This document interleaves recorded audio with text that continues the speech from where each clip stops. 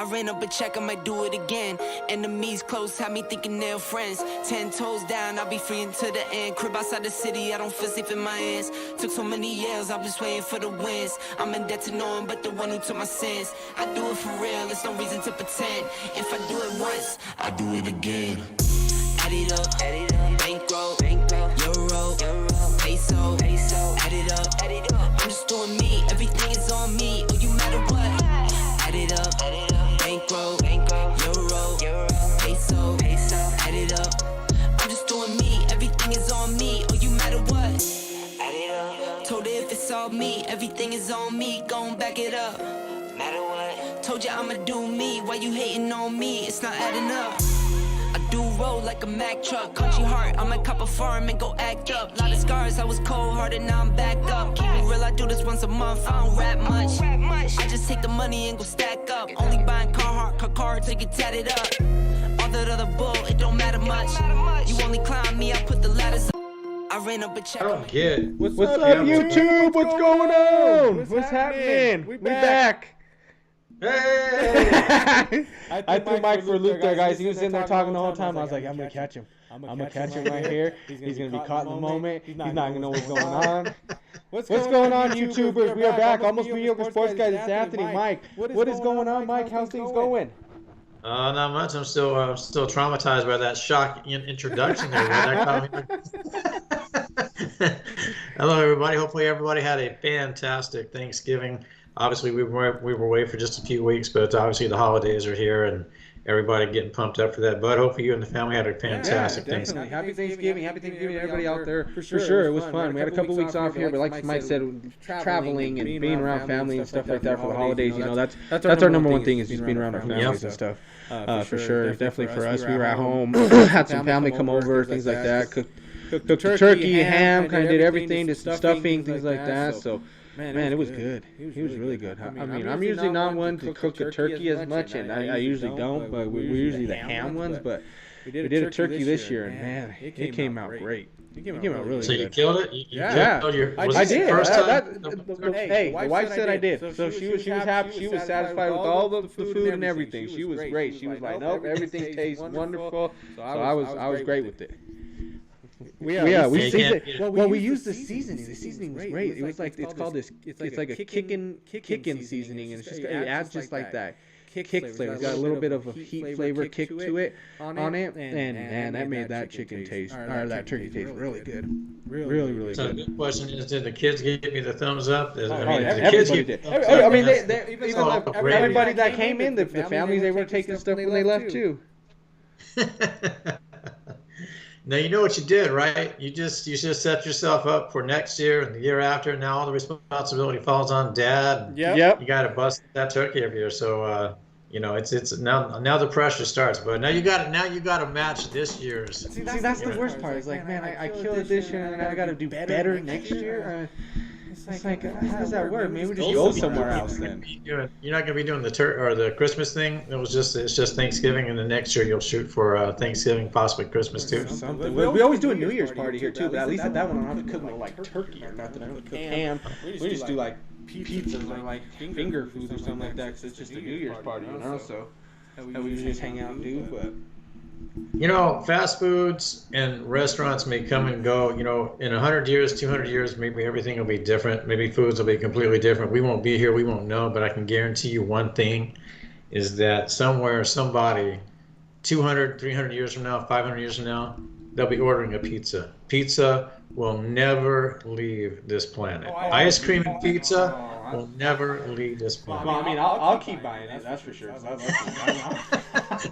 I'm a contributor to it, so I'm okay with it. I love everybody contributes. And it's the other thing that's just so easy for like a party, right? You get a party together. It's like, I don't want to cook all this food. Take it, travel with it. Let me just order 20 pies, right, and just take it all in. That's the easiest way to do it. That's usually sometimes. I mean, I can't lie. We've done it with kids' parties too. We've definitely done it with them. So it's just easy. What goes with the Super Bowl? Hot wings and pizza. That's the two items that everybody puts. For me, it's like with kids. The other thing, what do kids? You know, kids are so picky that's like, but all kids like pizza. You know, it's just some of them might like a different topping. Some only like cheese, some only like pepperoni, some only like sausage. Okay, you can mix that up, but all of them like pizza. You go to a party, see pizza, but if you see somebody, oh, what's this? They made this, and I don't know what that is, and they made this kind of stuff because they're from here and they're from there. The kids are like, I don't want to eat. It's like, so just make it easy for kids parties for sure. At that point, it's just easy. It's just way easier. So real quick before we kickstart this off. So your pizza, what's your go-to? Mine, I eat any type of pizza. I'm not big on pepperoni. Are we talking about places, or are we just talking about just ingredients? Just pizza. My go-to is Canadian bacon and pineapple. That's my go-to. Oh, I'm a meat lover. Yeah. Oh yeah, meat lover. You can't go wrong anyway. Whatever you do with the pizza, you can't go wrong. You can't. You throw some freaking sardines on there, and somehow it works. It doesn't matter what. Hey, does pineapple belong on pizza? Oh, hey, you're talking to the wrong person because pineapple belong on pizza? Pineapple on every pizza. Canadian bacon and pineapple. That is my go-to. That is my absolute go-to. It is. I love pineapple. Okay. I thought you said bacon. I thought you said pineapple. I was like, that's the biggest argument, right? Does pineapple belong on pizza? A lot of people say no. A lot of people say it doesn't belong on it. I mean, I've tried it. I'm not going to sit here and say it's like my top favorite or anything, but if I'm at a place where somebody's serving that and that's what they serve, I'm going to eat it. I'll definitely eat it because it's not terrible. I'm sorry, but there's just something about bacon and the pineapple mixed together that makes it. It's not. It has nothing to do with like. I'm not sitting here saying like you have to mix the two because I'm sorry, but like. Just the pizza, maybe just pineapple alone may not be the best. No, you gotta mix the bacon. You know what I mean? So I don't know. I don't mind it at all. Yeah, I've tried 4 cheese pizza, 6 cheese pizza. At this point, I'm just waiting for the 36 types of cheese pizza, and I'll try that too. I don't know how to get that on a pizza, all of it one time, but they'll figure it out. I'll try it. And then the older I get, I have no idea. I just be eating all this stuff, and then I'm like, I go back to my old ways, and because I be trying new stuff. That was one thing. I was never good about trying new things ever. I've never tried new stuff. When I was a kid growing up, I stuck to my same stuff that I liked. But I was also because of, the grandparents pretty much spoiled me. My dad's parents spoiled the heck out of me. So if it was like I go over there and be like, if I wanted nuggets, I had nuggets. If I wanted hot dogs, make me a hot dog. That was it every single time. It didn't matter. I got to tell you this story real quick, folks. This is a quick story. I don't know if I told you this or not, but when I was a kid, I loved alphabet soup. They don't really have it anymore, alphabet soup. So I loved alphabet soup. Usually I'd ask for it at lunch, that type of thing. And my dad and my grandma, they'd fix it for me. So one day, my dad comes up to me and says, "What do you want for lunch?" I said, "I want my alphabet soup." He says, "You can't have alphabet soup." I said, "Why can't I have alphabet soup?" He says, "Well, I need to talk to you about that." He says, "Your grandma tells me you've been doing some things with the alphabet soup that you can't be doing." I said, "What are you talking about, Dad?" I said, "It's just alphabet soup." He says, "I know, but your grandma tells me that you've been taking the alphabet letters and you've been trying to make dirty words out of them." So, so my dad literally took away alphabet soup from me. Folks, I'm the only person in history. Are these words that you can say on the podcast that you were putting on there? No, that was the problem. See, that was my dad telling me, you can't be trying to spell words like this. Those are bad words. You got to stop that, Mike. So, folks, I'm the only person in recorded history that has been banned from alphabet soup by their parents. It's a very sad, tragic story. And then now they don't have it anymore. But yeah, I got banned because I was trying to make dirty words. Although it has to be said, because of that, I consider myself creative. That was a creative mind at work at a very young age. It's just, again, artistic expression. I actually have a stupid story that involves bad words. I'm in like the second grade, I guess. It has to be the time. And we're just sitting at the table, and it's just like me and three other friends. We're doing math problems on the the worksheet, and one of the guys was like, "Hey, I learned how to spell a bad word." And he had like 3 different ones, right? Okay, like what? So we're writing them on the sheet. We're writing them. I'm writing them on the sheet, right? On top of the page, I'm writing it. Not even thinking, I'm like, I got a question. I mean, I'm done with. I mean, not a question. I'm done with my paperwork. So I'm gonna go turn it into the teacher now. So sitting there right down, and she's like, "What is this on the top?" I was like, "Oh, that's nothing. I'm over here trying to do it. Real nothing. And she's like, "Nope, I was done." You didn't get a trip. You didn't get a trip to the principal's office, did you? Actually, luckily for me, she really liked my parents. She had been my teacher anyways, kindergarten through second. We'd always been good kids with her. Even my sister had her too. Shout out to Miss Hinkle. She was great. That was her name, Terry Hinkle at Edgewater at the time. But she just luckily let me off with calling my parents. I had to call my parents so I worked and let them know what I did. Exactly. I didn't get no recess for like 3 days. I think I missed recess for 3 days. So I had to sit on. They had like a wall right there. I just had to sit there and watch and be like, man, this is. And it kind of sucked too because I was the only one that got in trouble for it. Really. I think my other friend did too. And he instead of having to call his parents, he had to do like they did like this action plan type thing they called. He had to fill it out and go that way. But I love it when they say action plan. It sounds like a prison sentence. It's like we got. What the heck was it? They called it. Corrective. They called it refocus center. They used to call it a refocus center. They put you in. You would sit in another class in a desk. Away, just facing the wall, and that was your refocus. You were getting refocused. Refocus center. Okay, yeah, that makes a lot of sense. So basically, you were getting like a classroom timeout. I went there one time. I didn't do what they asked me to do. I'm not gonna lie. I did. I went there because you're supposed to grab the sheet and then you fill out how you feeling, what'd you do. I was like, because I think I only went there once, but I didn't. I went in there for a dumb reason. That I didn't even think was like a reason I should be in there. I didn't get in trouble a lot, in school and stuff. I mean, I did a few things here and there, but nothing crazy ones. But so it's like when I got in trouble, it's like I don't know about that. That wasn't really justified for me. That I'm gonna take that with. So I didn't do what they asked me to do. Don't you love those school memories? But at the same time, it's kind of like that's kind of how they knew that I wasn't that bad in a way, because even though I didn't do it, they were just like, all right, just get out of here and just go. Like, it's like, okay, just knock it off and go type thing. I know.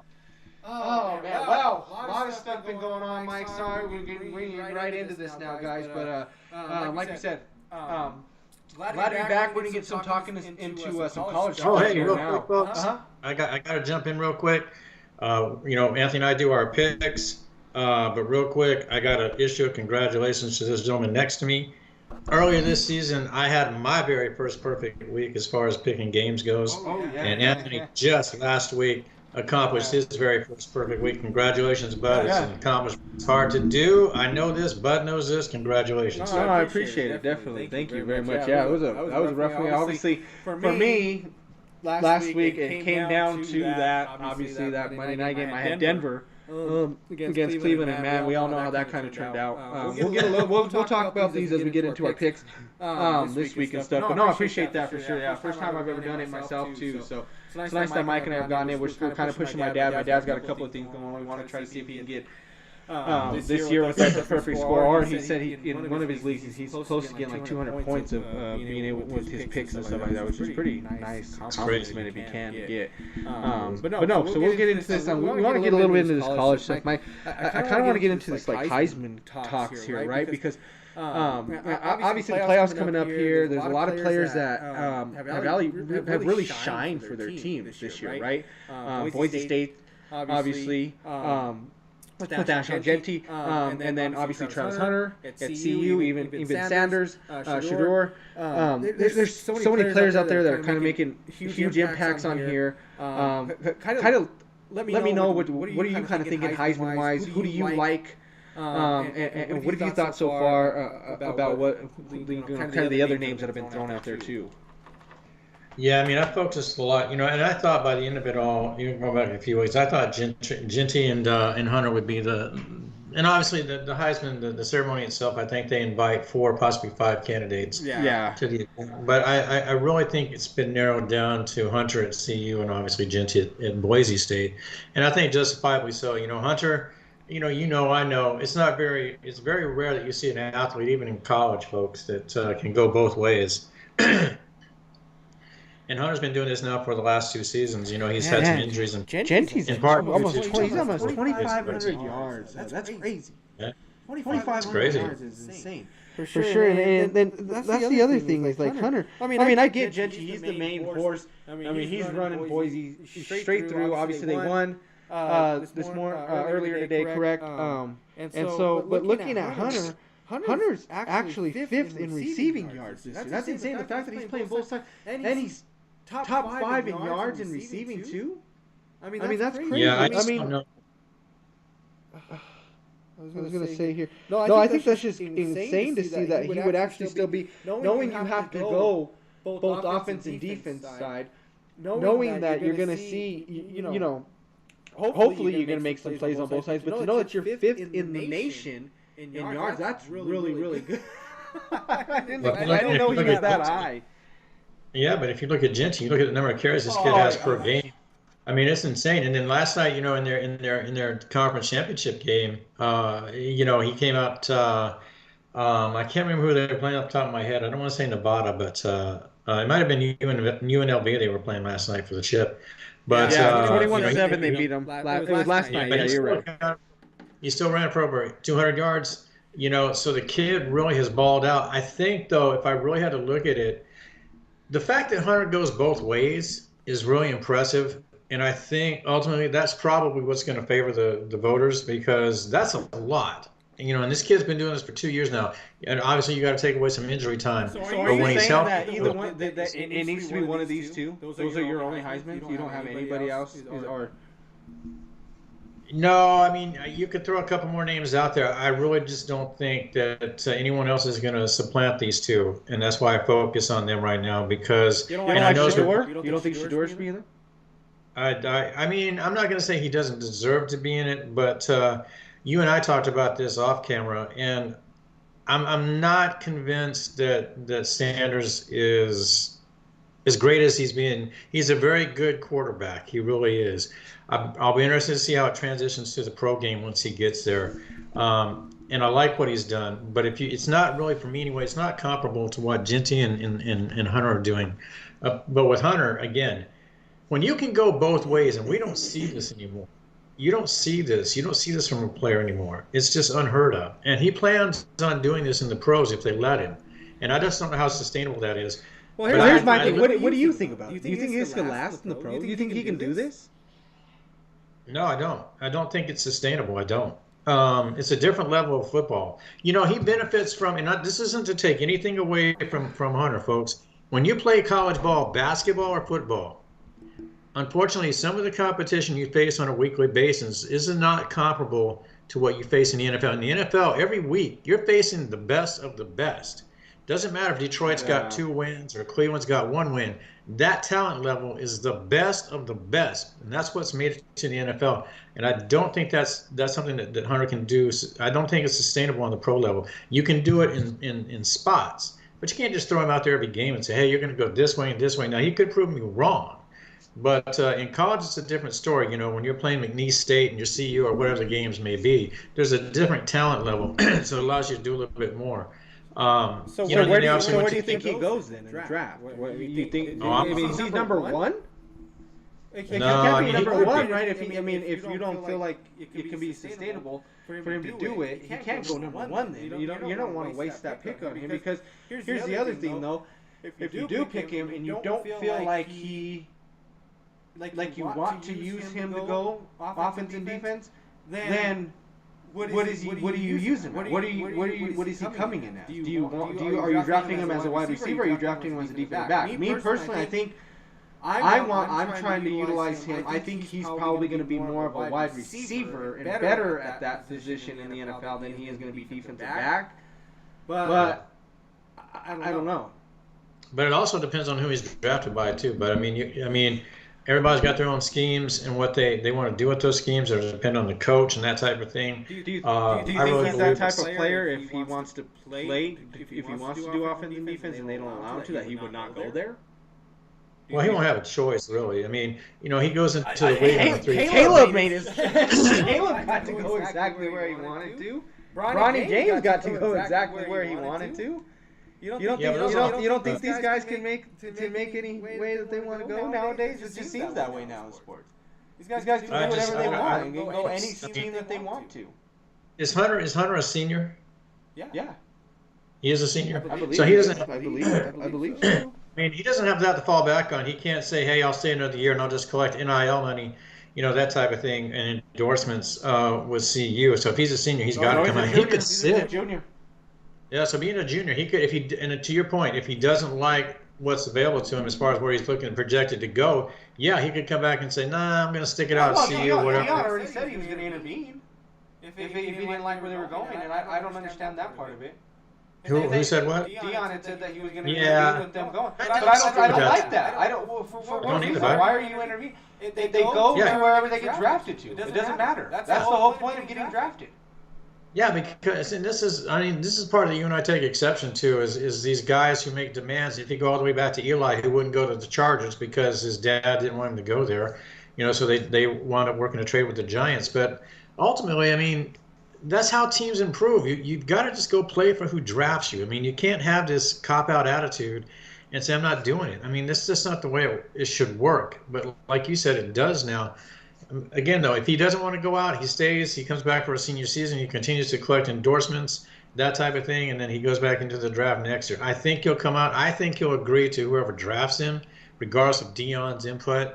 And we had discussions about Dion and his kid and where that could potentially go. Everybody's throwing out Dion in Dallas. I don't know if that's going to Mike, happen or you were the not. first one for me that I had seen, and then I had seen it later on post about it, but you had came to me automatically saying that you were thinking that there could be a possibility that Shador ends up in New York, Dion leaving CU and becoming that new coach, because I don't think Dave will be there, now that he would take over in New York as Giants coach.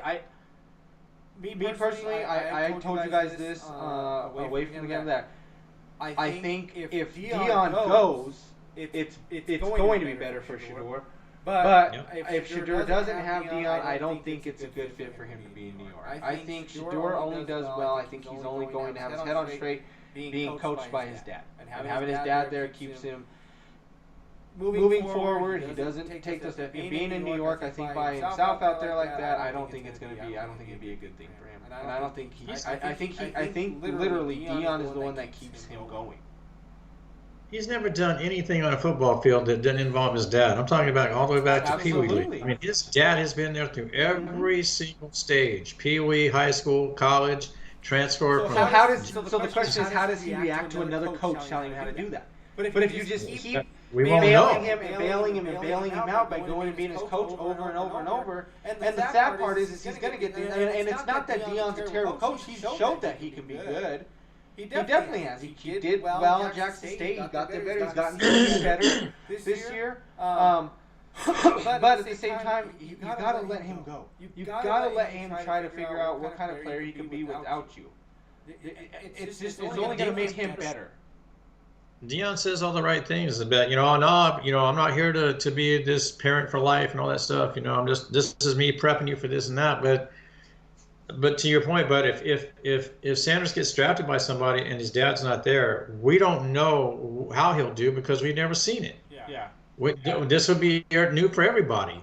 And he's not going to have his dad to literally be there every day saying, the good things and criticizing, but in a parental way. So if he's not working with his dad on the pro level, I don't know what you get. And it's potentially a big risk. I do believe the Giants will draft him regardless, because for what's coming out at QB, he's probably the best option right now, at least one of the top two best options. And I know the Giants will probably look at him to take him with one of the first or second picks, however that plays out, where they're at in the draft. But I just think that's where the Giants are geared towards. They need a quarterback. What they have isn't going to work, and I fully expect him to be a Giant. And I'm just curious to see if Dion just up and says, I get it. Thank you, CU. I accomplished what I wanted to do. We got you back into the play or to the bowls. We didn't get you to the playoff, but we almost did, that type of thing. So just build on what I tried to help establish and go from there. But it'll be interesting to see what Dion does. But I do believe that. But back with Hunter, as far as the Heisman goes, I'd like to see Genty win it. I just like the kid. I like what I see out of him. He's a humble guy. I think his attitude is right. His work ethic is great. I'm curious to see how he'll transition to the pro game. But I think what we see out of Hunter right now going both ways, I think the committee is going to look at that and they're going to say that's pretty freaking impressive. So I fully expect Hunter to get the Heisman. I really do. I don't see any real challengers to that. Genty's there. and he'll get some votes, but I think it's Hunter's to lose. It really is. Yeah, see, for me, I'd rather see Genty win. I think Boise State really, he's the heart and soul of that team. Now, I'm not sitting there saying that Hunter's, not good, but Shedeur holds a lot of that too. Both Shedeur and Travis are both big reasons why CU is as good as they are. Obviously with a few other role players, they had a really good team this year. They did what they needed to do. They recruited well, and that's why they had 9 wins. But at the same time, there was just still that. There's still something missing in there. That loss to Kansas was just terrible to see. But that's why I think Genty should win it more, because I think he's a little bit more of an asset to Boise. Like, if Boise loses him,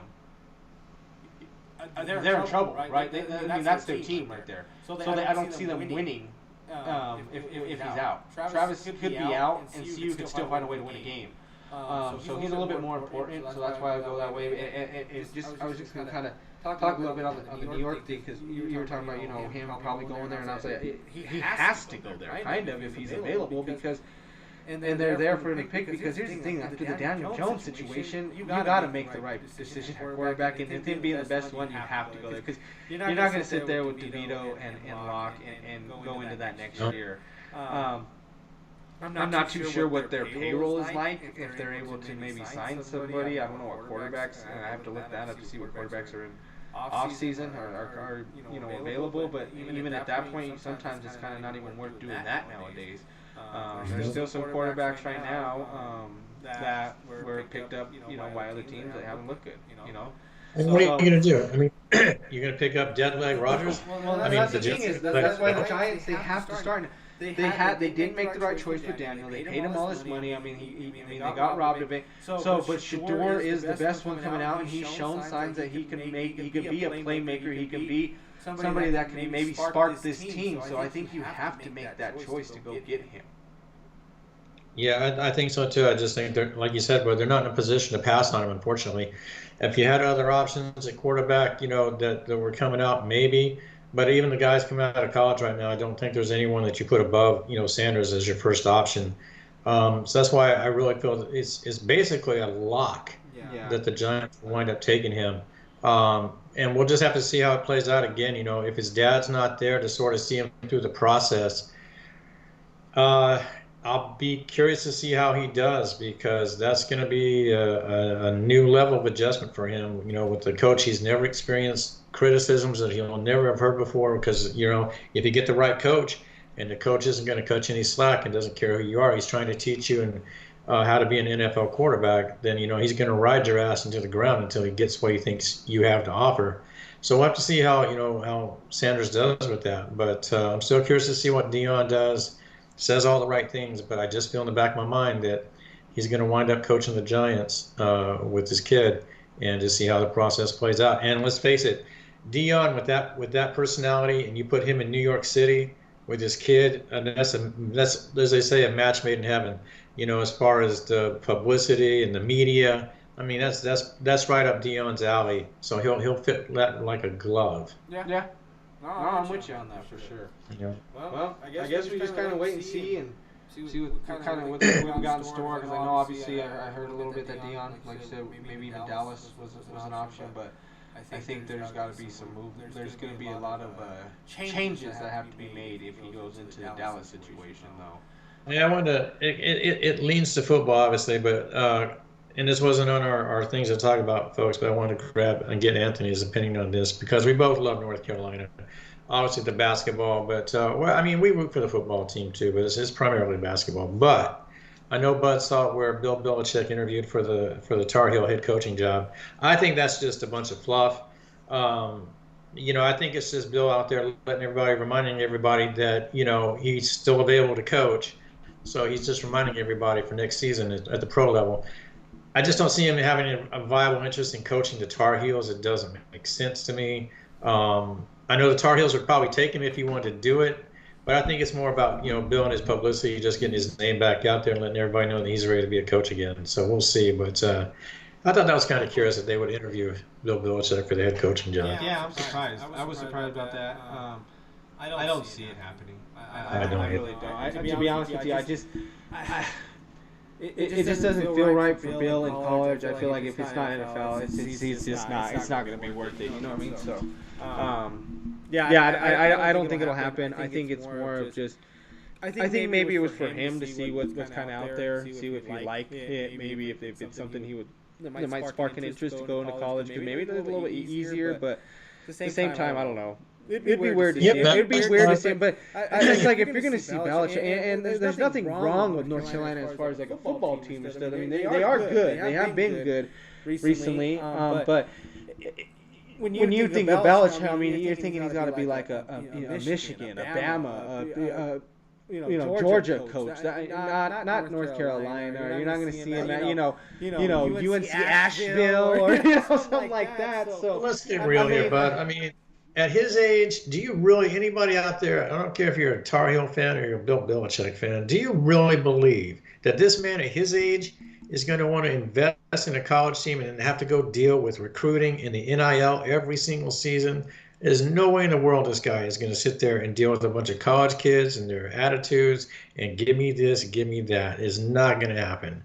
It's just to get his name back out there, so he's reminding everybody that he's ready to coach again. There'll be some NFL positions available. I don't know if I just can't see him coaching Dallas, but the Carolina thing is just publicity. Well, the thing with Dallas, it's going to be the same thing that I said with like Dion. If Belichick's going to go, there's going to be major changes. It's going to be Jerry. You got to get out of the light. It's going to be his team. You're going to have to let him control it. I mean, just sit back, get in your suite, enjoy your $80 million stadium that you couldn't even that can't keep the sun out for CeeDee Lamb's eyes. So, God, it's like holy crap. I seen that and I was like, you got to be kidding me, right? You put all this money into this and your wide receiver drops a pass in the end zone because the sun is shining on his face. It's ridiculous. I always thought about that back when it was the old Cowboys back in the day when Staubach was the quarterback, bud. And they, and you see those afternoon sun come in, and it's coming in from from the end zone, and you can never see what was going on. And you got those angles on the replays and stuff. And I always thought that's crazy the way that sunlight comes in like that. Why don't you just put like some tinted windows? I mean, how difficult is this? You got a $4 billion stadium. You couldn't install tinted windows? They didn't think of that at all. You could tell they didn't, because obviously not, because it's happening. Unless Jerry sat there and it was strategy. Jerry's fading. He's fading. Oh, I'm over it. I'm over it now, man. I mean, he ain't won something since '95. Not going to win another one either. He will not win a Super Bowl. His team will not win a Super Bowl as long as he remains alive. It will not happen, because he needs. I told you the family needs to conduct an intervention and have the guy forcibly removed as far as involvement in the team. But like you said last week or last time we were on, but the problem is that his sons maintain the same mentality, the same approach that he does, and Dallas is doomed.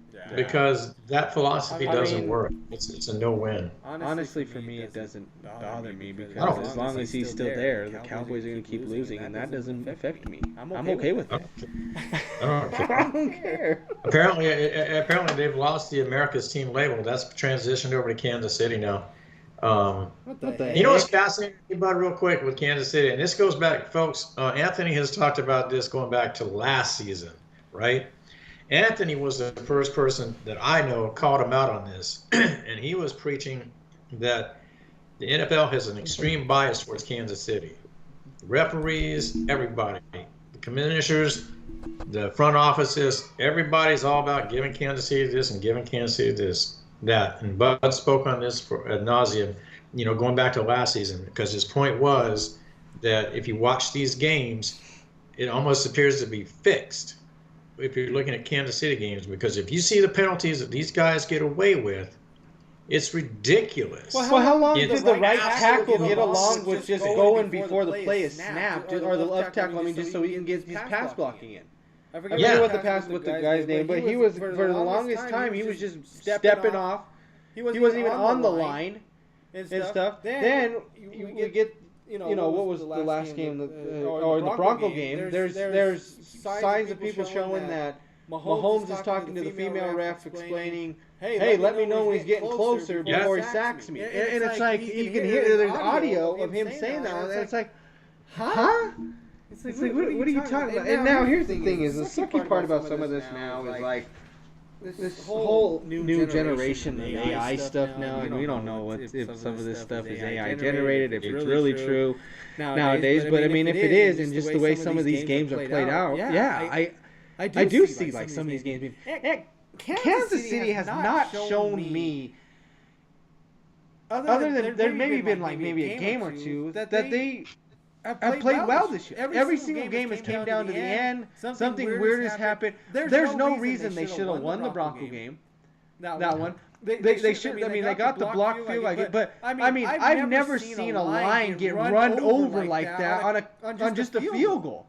That whole left side just like they just gave up. They just fell over, and everybody from that side came in and just blocked. Like it just didn't. It doesn't make sense. I've never seen that happen. It just seemed like Denver just decided we're just going to give up on the field that you're going to beat Kansas City, who's undefeated, reigning champs, trying to go for the three-peat. Denver could possibly push themselves higher in the division. And then they lose on a blocked field goal when they get all the way down there. They drove straight down. Like, there's just so many other things that is going on. But I don't know. I mean, I could be wrong. Maybe it's just completely just dumb luck on Kansas City's side. But I think it's going to show. I don't think we're going to get into this when we get into our picks. We'll talk a little bit more NFL stuff here, but I'll kind of get into this a little bit more what I feel about Kansas City because we'll get into it here. But I was going to bring up something real quick, Mike. We talked about it before the show. It's going on right now. Nuggets are down 108-95 to the Washington Wizards, who are 2-18 right now. 7:35 left. Jokic 47 points, 13 rebounds, 7 assists. Next highest scorer on the team right now, 47 points, 13 rebounds, 7 assists. Christian Brown is 12 points, the next highest, and then Michael Porter has 11.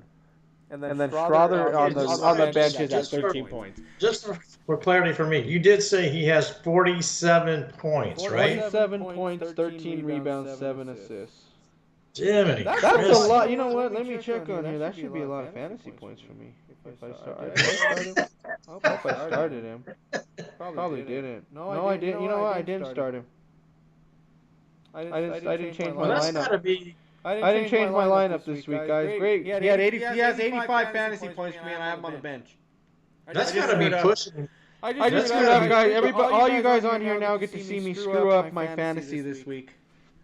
That's got to be pushing one of his all-time point highs then. 47 might be his career high. I was thinking maybe he topped 50 at some point, but that's got to be right there. I don't remember him putting up 50 in a game. That's insane. And again, he just passed Magic for triple-double, so he's third on the list now. So here's my question to you, Mike, and with this, and we've seen this, and a lot of people have remarked on it. Barkley was one person that said, Denver needs to be a little bit more greedy because they're going to waste Jokic's time there. They're going to waste. They already have. Mike, how much time does Jokic have left before he either leaves Denver or just finally just says hangs it up?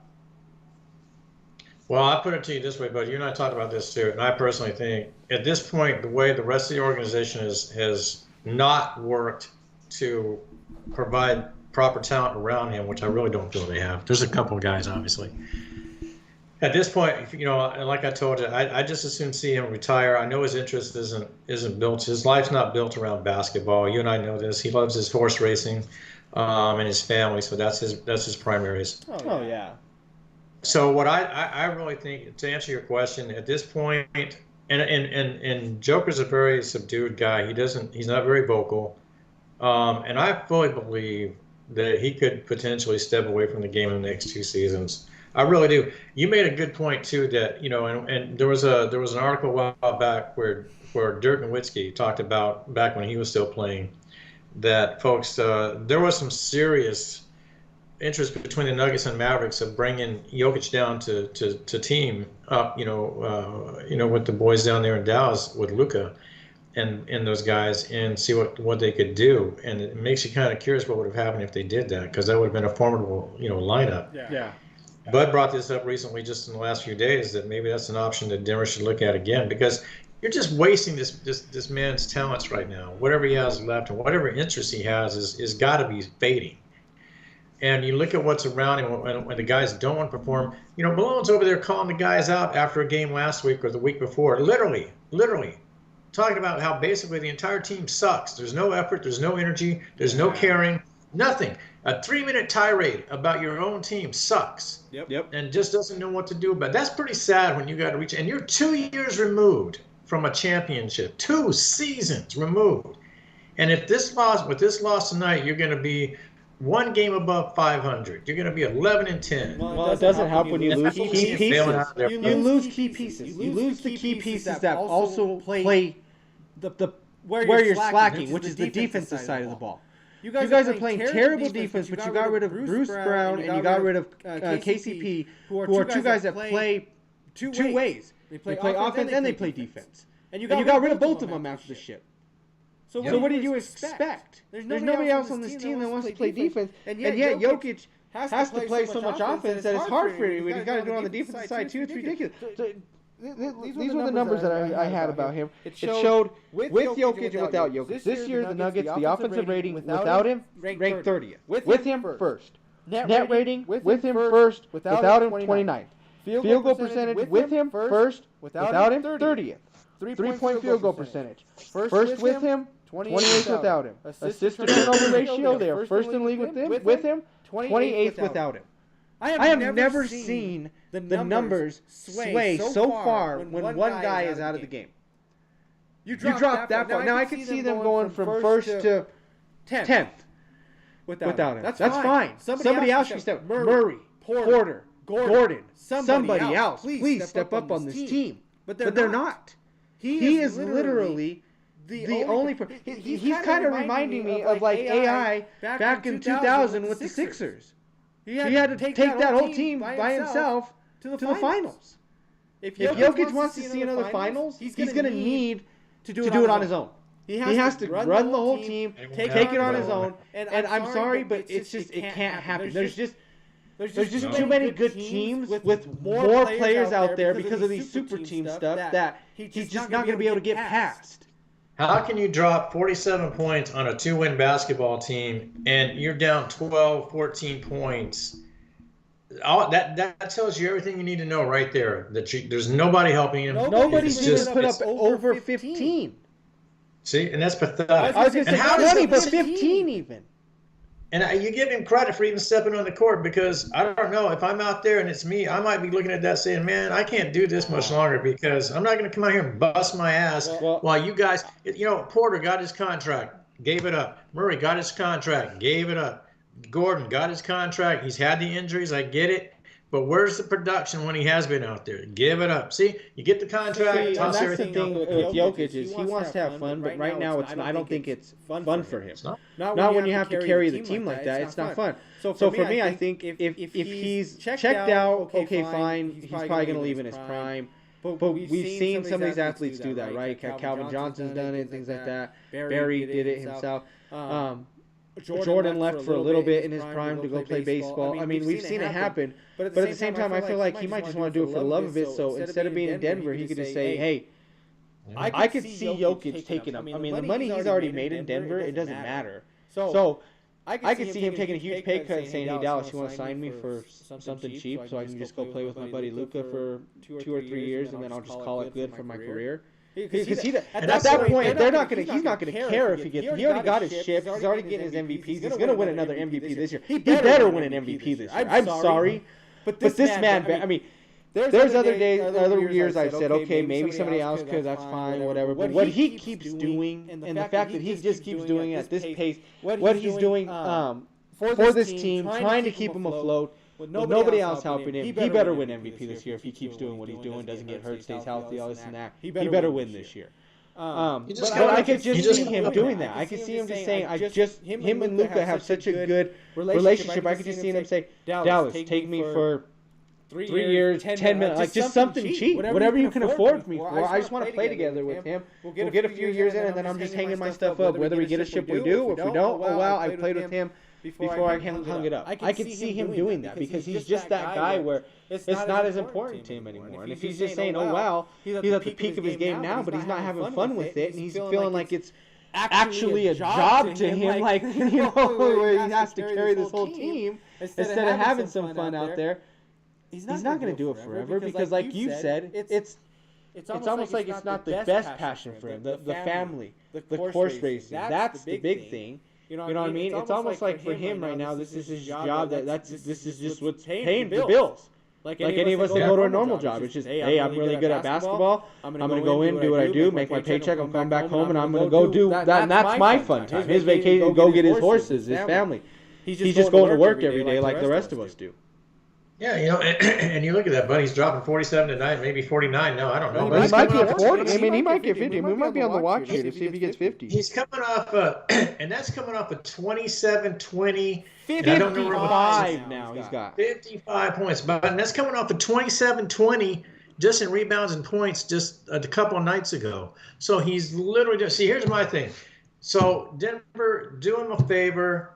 If you don't want to trade him to Dallas, then do this. Trade him to a team that's competing, that's right there to compete for a chip. Send him to Boston then. Create a mega team and let the Celtics just run rampant for a couple seasons with him in the center position. You put him at the center position with those guys, and Boston's probably not going to lose 10 games all year probably. I mean, you're talking like the Bulls. Yeah. I mean, but give the guy his due. If you don't want to send him to the Mavericks, send him to a team that he can exit out and go out on a winning note and possibly get another chip, because you're not getting it with the Nuggets. That's done. It's over. It's a good question. I'm trying to think about this. Where would Jokic fit in? Simply Golden State. Wow, Curry and Jokic. There you go. Simply Golden State. Let him have a shot. I mean, let him have a shot. Okay. Here's the thing, man. Screw it. All I can see is if you have Curry and Jokic together, all I see is that Utah pick and roll, the same thing that they do in Denver. It's going to be deadlier, though. Like Jamal can hit threes. He can drive. But you're talking about Steph Curry. I mean, Jokic is already shooting a career high in 3-point percentage. He's shooting like almost 40-something, almost 50%. If not, it was at 50% 3-point. You're going to add Curry to that. So here's the thing: you run that pick and roll. Whether Jokic is back, whether Curry's back, you got to worry about the three from both of them. You got to worry about the drive from them. You got to worry about the drive. How would you guard that? That's what I'm saying. Golden State would be deadly. They have those two together. Send him to Oklahoma City. I guarantee you. I don't care what they have in the center position. They got Chet, though. They would trade out for that. They would send him to Denver. If you're trading, yeah, but I'm saying if he's just going to That's what I'm saying, but I'm just saying where to go in general for him. I'm not saying the trade. I mean, yeah, you can trade Chet for that, but I don't think they would trade. I mean, I think they would, but I mean, if I'm Oklahoma City, of course I'm taking them. But I'm saying, dude, Denver, if that's the trade. I mean, for Jokic, you got to get something. I mean, Chet's a good draft picks too. I mean, yeah, but I feel like, I know you're going to get drafted, but the thing is, if you're going to a team like Oklahoma City to get drafted, they're going to already be they're top tier. So that's not going to help with your draft picks to get higher ones, to get better ones. You're going to have to send him to like. Send him to Philly. Here's another team. Send him to Philly. Go send him to the Sixers. Maybe you can just swap Embiid in him. Because the Sixers are trash. This is ridiculous. That's another guy that I'm sick and tired of listening about, too. This is ridiculous. This Sixers team is trash. This Sixers team is ridiculous. That they put together PG, Embiid, and Maxey. These guys can't even play together. And I don't know, where are they at now? Where are they at now? What are they at? This is ridiculous. Let's see. I don't know exactly what they're. Are they still? They're 6-15 now. That's ridiculous still between them with all of them. 6-15. Yeah, it's pathetic. Yeah, and we know the stories. Embiid's he wasn't showing up for anything, nothing team related, or he's showing up late, I should say, for every single thing that they're expected to show up for. So see, and that's a good point. Send Joker to the Sixers, which I wouldn't like because I don't like the Sixers. But you know who deserves Embiid? The Nuggets. The Nuggets deserve Embiid. If you're going to play like that, then that's the guy you need on your team. Because if you're going to bottom out, then just go down with that type of attitude. Not with a guy that's trying to ball out and win. I'm not too sure. I mean, this thing's getting to be a joke already. I am so sick and tired of these Colorado teams losing these prime time players to stupidity. I mean, Jokic is still here, luckily, right now. We don't know how long, but I mean, we've seen it with the Rockies with Arenado, right? I mean, that was a complete joke. With that, I mean, Walker was about to. I mean, I'm so sick and tired of seeing these Colorado teams make these terrible decisions. And not give these guys the help they need. It's like once we see a championship, it's like, okay, now it's like we're okay with just one. That's it. They're just okay. It's like we don't want to go get more. The only person that's ever been hungry for one to keep getting it was Bolin. Bolin was hungry for him. He just kept wanting to win. He finally got two, luckily.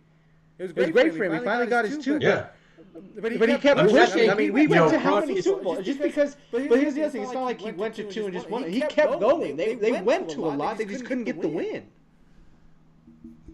Yeah, I mean, the Avs have done some good things. They've done some things I disagree with too, and that type of thing. But the Avs have sort of maintained at least a balanced interest in trying to remain competitive, that type of thing. But yeah, to your point, Bud, that's the problem.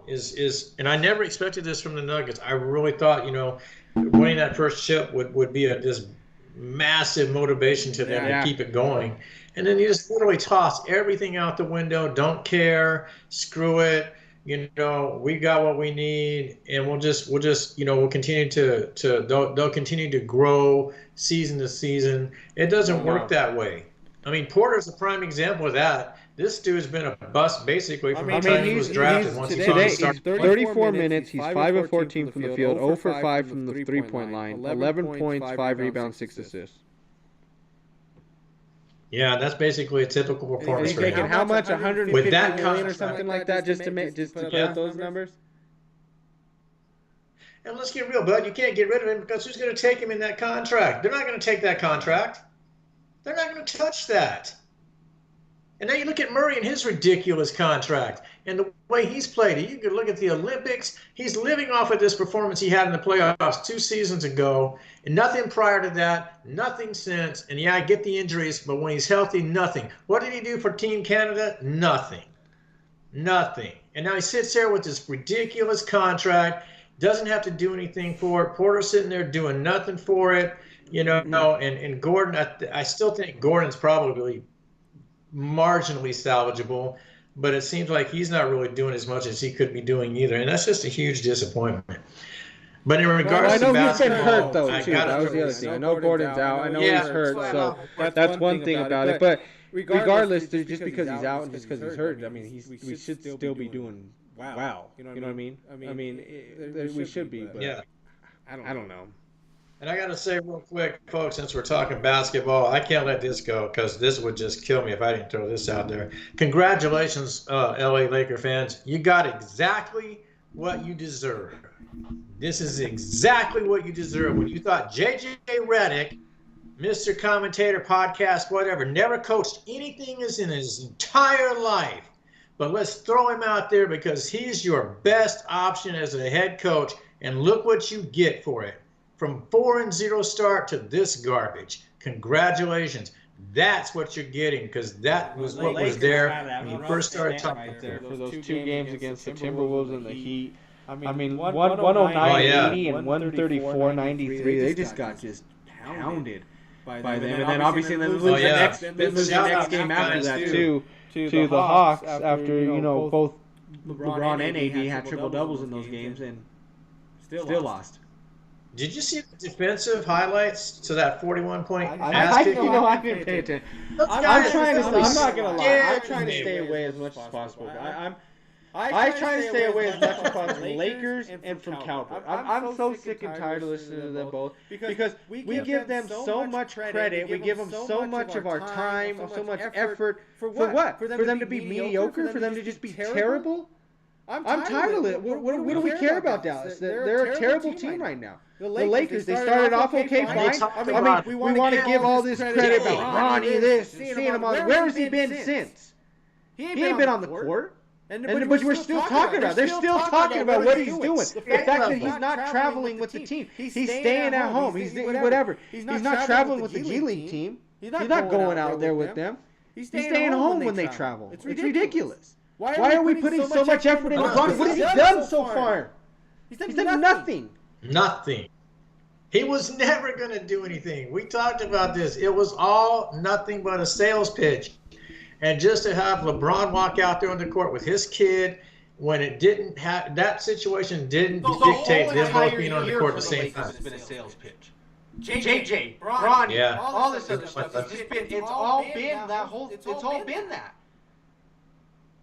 Yeah, Redick was another piece of trash. And I'm sorry, that's what you get, folks. He is not a coach, and this proves it. It's not going to get any better. You're going to win some games. You're not going to the playoffs. You're a lottery team. You're going to remain a lottery team with J.J. Redick. He cannot coach. He should never have been hired. Anthony and I talked about this. We even brought this up at some podcast we did, a long way back about this situation. It was never going to work. It's not going to work. It's just nothing but a sales pitch to sell tickets. And Bronny was the same thing. The kid cannot play basketball. He can't, folks. It's never going to happen. But that's what you get. That's what you get. So, it makes me happy. But, sorry for you Laker fans, but that's your future. Sure. Well, it looks like maybe, I don't know if the Nuggets going to pull this one out. 118, 111, minute 12 left in the fourth. So doesn't look like they will. How many points is that now? 60? It's just 56 right now, but... 60 points. He does have 5 fouls though, so if he does get another one, he's gonna get out. He's gonna be out though. And real quick, what's the next highest point total the next with his teammates? Strother actually has 18 now. See, that's sad right there, bud. That's sad. Who is it? Okay, so it's not Porter. It's not Murray. Well, Murray's not it's playing. Not Gordon. Murray is out in this game. Oh, okay, yeah, Murray's not playing. Porter has 11, Brown has 14. Westbrook's 5 points, 9 rebounds, 12 assists. And that's another thing, bud. That Westbrook thing was a joke. I'm sorry. That should never have taken place. You got him coming off the bench. He was tapped out. It was done. His legs were dead. He had a couple of good games to start the season, but you're getting what you get.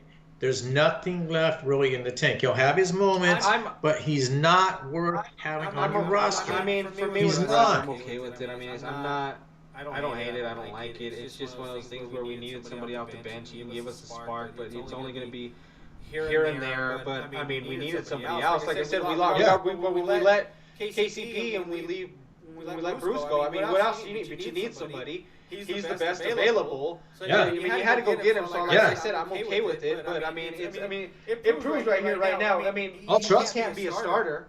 Look at what he's doing. He's not doing anything as a starter. I'm not beating on Westbrook. It's just, and the other thing is we're not talking about Westbrook 10 years ago. Either. So he's Westbrook. He might be done after this year with us. This could be it for him. He might retire after this year. I'm not beating on Westbrook. Yeah, I'm not beating on West. I like West. I'm beating on the Nuggets organization. This is another example of what you aren't willing to do to improve your basketball team. You're not trying to find anybody. You can't find anybody younger that had stats, ability comparable to Westbrook that you could have attempted to bring onto that basketball team that could possibly give you a little bit more. You never challenged that. You just said, we got West, screw it. He'll give us something off the bench. You're not trying to improve your basketball team. You're just milking it. I can't stand that crap. I agree. And it's not just Nuggets and Lakers, folks. It's everybody. Anthony and Aaron just beating up on the Dallas Cowboys and the Lakers and the Nuggets. It's a lot of organizations milking the dollar, and sacrificing nothing for the fans. But that's sad. You're gonna hit almost 60 points and you're gonna lose. I'm with you on that. Let me see here. I was just trying to see. Yeah, it looks like it's not gonna happen. No, it's not gonna happen. They just turned it over. 5-point game still. 23.8 left in the fourth. I don't think it's gonna happen. I don't think Jokic's gonna get 60 though. Unfortunately, I'm kind of hoping they're trying to push Jokic, if for some reason you see this podcast, please, sir, quit. Hold out, quit. demand more money, demand a trade, But see, that's do whatever you got to do. People, and see, here's the other thing: is like everybody used to give like Mallow a lot of crap about why he left this snap, but then all the stories come out about George Karl and things like that, and then Denver bringing him in and how bad he was. And it's like he wanted to get out of here. I mean, when you're getting disrespect like that from your coach, I mean, what was the story I heard? There was a story I heard that was real disrespectful. Yeah, like the first encounter that Karl and Mallow had. Karl told him that he was very overrated, and that he really basically seen him as like a deadlift shrimp. That was who he reminded him as when he played, like when he was coaching in Seattle. Was Mallow was dead? Are you kidding me? I was like, you're a head coach in the NBA, and you're watching Carmelo Anthony, and you think that guy looks like deadlift shrimp? Really? No, I'm not hating him. Let's look at Karl. The guy's a shooter. He's a marksman. He's a great shooter.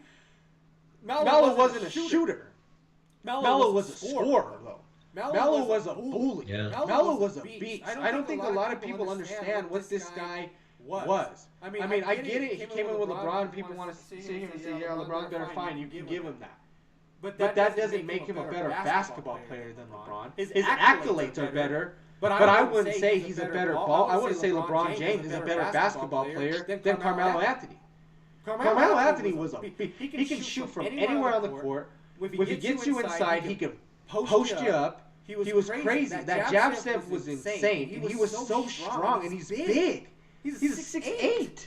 Yeah, but he could also dagger your ass at the end of a basketball game too and get a shot. He wanted to leave because he was disrespected in Denver with George Karl. That was a disrespect, and they knew it wasn't going to go anywhere after that. They tried with AI. They tried with Chauncey. They ran into Kobe, and you already knew that Mallow wanted. I mean, it was a thing. He wanted to go to New York. He wanted to be there. It was going to happen, and maybe that was his fault was going to New York, and they had a lot of issues there. I mean, New York gave up Shumpert so he could go play with LeBron, which was a stupid thing that New York did for him. I mean, they got rid of a couple players for Mallow, and I think the NBA really just didn't want to see Mallow shine.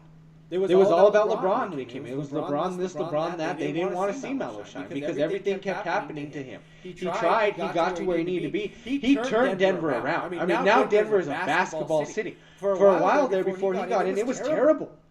I mean, the only thing we had to look forward to was the 80s teams and that one 93 team or 94 team that beat the Seattle Supersonics as an 8 seed. That's all we had to live for until he got here, and we're getting to the Western Conference Finals where he's in MVP discussions and things like that. I mean, he's an All-Star. I mean, we got to bring the All-Star game here at the time that he was brought here. So he did a lot for Denver Nuggets basketball.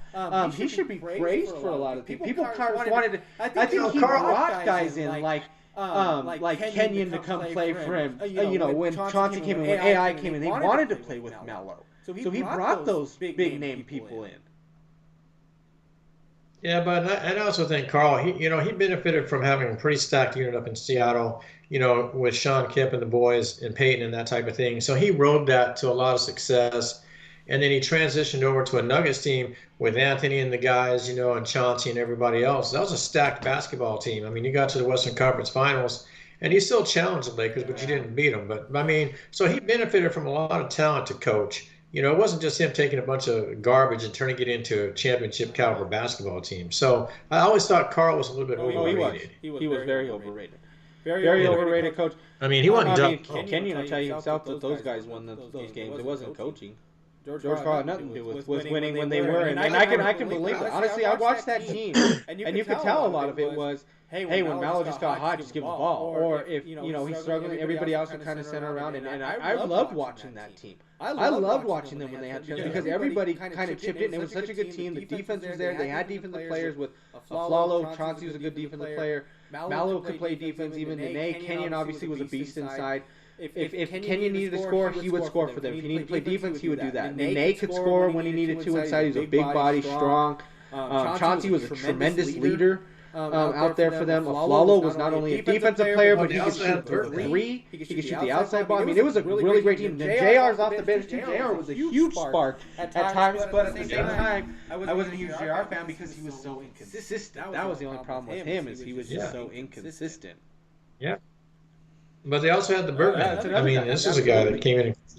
I mean, this kid, just his desire to hit the boards and grab rebounds and stuff like that was off the charts. You and I, we weren't quick to embrace Malone as a head coach, but he's 3 times the coach Carl was ever could have been. At least with the Nuggets. I would take Malone over Carl right now. Unfortunately, for me to say that's big, but I would take Malone over Carl. And the funny thing is, I was pretty excited when Carl first came because I didn't know a lot about him, but I thought, this is something that the Nuggets maybe need. We finally need to get another big name coach in here, somebody that can try to help us out. Other than Doug Moe, there's not really been a huge coach that kind of made a difference in Nuggets basketball. So I thought he was going to be.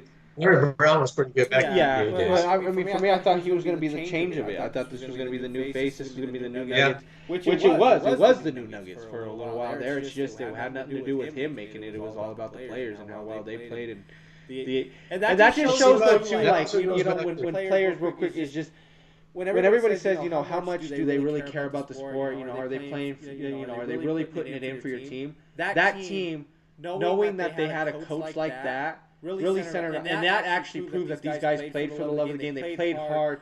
They played for themselves because when they have a coach like that, it's really easy to say, screw it, we're just gonna lay back, fall apart, and then they'll just get rid of him. That's a good way to get rid of him. No, they've sat where they're like, we're going to prove you wrong. Melo is not overrated. Kenyon is a beast. This team can do it and stuff like that. So they wanted to prove him wrong, and they did. I think they proved him wrong 100%. Yeah, but Carl also became the first NBA coach as a 1 seed to lose to an 8 seed when he lost to those very same Nuggets, Dikembe Mutombo. And then he transitions to the Nuggets. And I think with the Lakers series, and you never take anything away from Kobe and the boys because that's Kobe Bryant you're talking about, But I don't think that with the talent the Nuggets had that Carl managed that series correctly. I thought he could have done a better job. So it speaks to what he wasn't able to do as a coach, particularly if you go back to what he couldn't do in that deciding game against the Nuggets when you're the 1 seed and you get upset by an 8 seed. So I just think that speaks volumes. So for you to sit there, and by you I mean Carl, to sit there and rip on Carmelo Anthony, who's just coming into the league, when really you need to you don't need to feed the ego, but you need to support the talent and nurture it, and let's see what he can do with it. Don't beat the guy down the minute he comes into the league, crying out loud. So I get it, bud. Well, that game did end 122-113 Washington. Jokic final stats: 56 points, 16 rebounds, 8 assists on the night. 22 of 38 from the field, 3 of 5 from the 3-point line. I feel so bad for that dude. I mean, it is what it is. Man, that's pathetic. It is what it is, I guess. That's all we could deal with. Well, we're going to move on here, guys. We're going to get into now some football stuff. We're going to get into some picks, things like that. Talk about a few games. Obviously, big game Thursday night. Huge NFC North battle between the Lions and the Packers. Obviously, Lions pulling it off. Last second field goal at the end of the fourth quarter. Jason Bates kicks one in. Lions win 34-31. And real quick, bud, this goes back to everything that you and I have talked about with this guy. And if you don't correct this kind of stupidity, at some point it's going to cost you a football game. You have no business going on 4th and inches when you're in field goal range to win a football game. And you go ahead and you do. If you get stopped. Well, wait. Didn't he go? I thought it was 4th and 1 though on the opposite side of the field. I didn't think it was in field goal range. I thought it was. My understanding was it was on the Green Bay 21-yard line. Double check me, bud. But I don't think so. I'm pretty sure, if I'm not mistaken, I think it was actually on the Packers. I mean, it was on Detroit's side. But that's even worse. Let's see what it says here. Nope, you're right, because it says... So why are you doing Hold that? on, let's see. Kick the field goal. Detroit went for it on 4th down for the 5th time to set up the 35-yard field goal as time expires. So they did go for it in there. He is going to eventually. He is going to mess this up at some point if he Well, does he did not. mess it up last year. He messed it up against Dallas. Yeah. Dallas. So he did. Yeah, that's a But good at the point. same time, Mike, I don't know. I mean, they're 12-1 for a reason, and they're killing teams, and that's a tough win. But I get you do get a little closer, whatever. You might as well kick it.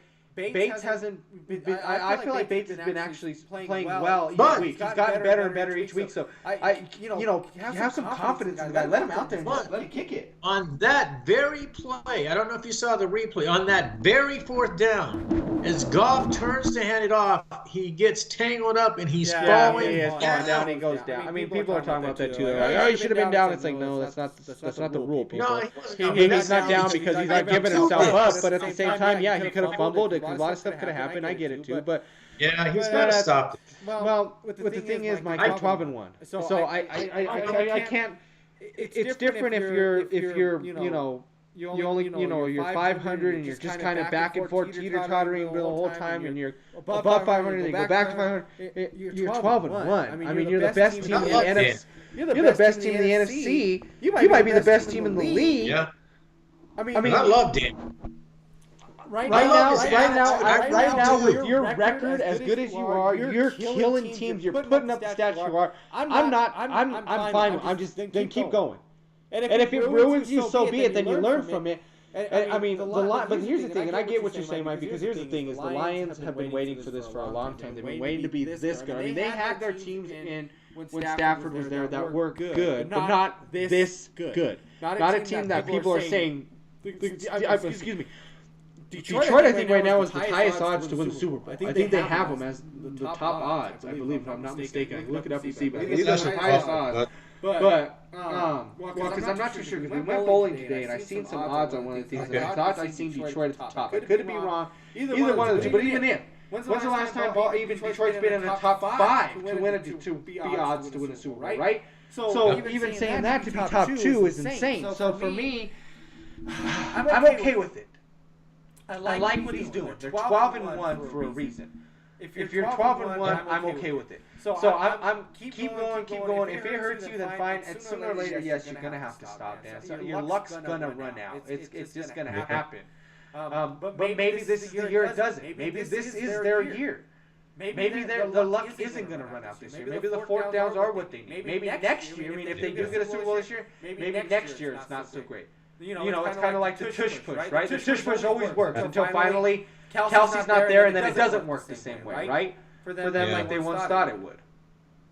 The only thing I will say about what he does, and I do take this, I can see the positive attached to it from this perspective, is that you're telling your team that I trust you to do anything that we need to get done, you'll get it done. I get that point of it. But this is a fine line you're walking here.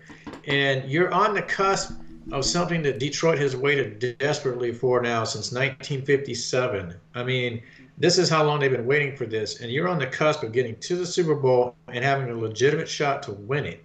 Just don't be overly aggressive and stupid. See, here's my thing. I guess I'm not as upset or really care if that game's like against an AFC team, right?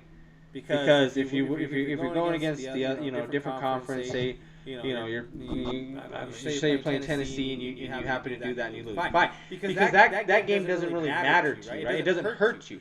When you're playing a conference team as good as Green Bay, who's trying to also push for the division, who's trying to get you to be knocked out, they don't want to go see you in Detroit. They want you to go to Lambeau.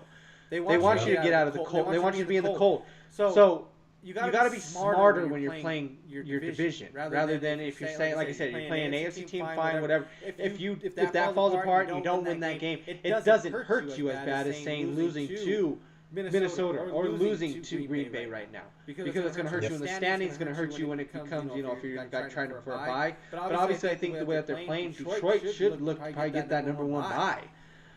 As long as so. Huh? I mean, that was a big win for them. Because you got win. Philadelphia on your heels, and if they had lost that game to Green Bay and with Philadelphia, that would have put obviously Philadelphia right there. So that gave Detroit a little bit of a cushion. Did you have Detroit winning this game too? Yeah. Okay. Yeah. Okay. I did. I think I told you and your dad wrong. I think I may have given you guys Green Bay, but I actually took Detroit. Um, but I really didn't feel Green Bay was going to win the game. And I actually didn't think it was going to be as close as it was. But I like Green Bay. They're a good football team. And they'll be around to challenge for the next few years. But Detroit on the cusp of wrapping up home field advantage. That's going to be huge. And I'm also excited to see what Buffalo can potentially do. They got a tricky game this week coming up. That's going to be interesting. Kansas City's got an interesting game. We'll talk about these here shortly, folks. So there's going to be some good games this weekend. Yeah, definitely for sure. Let's see here.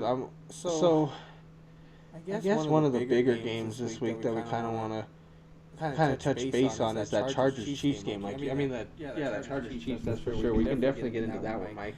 Obviously, it looks like Kansas City's a 4-point favorite on this one, but for me, looking at this game, and where's the conversation for Harbaugh as Coach of the Year?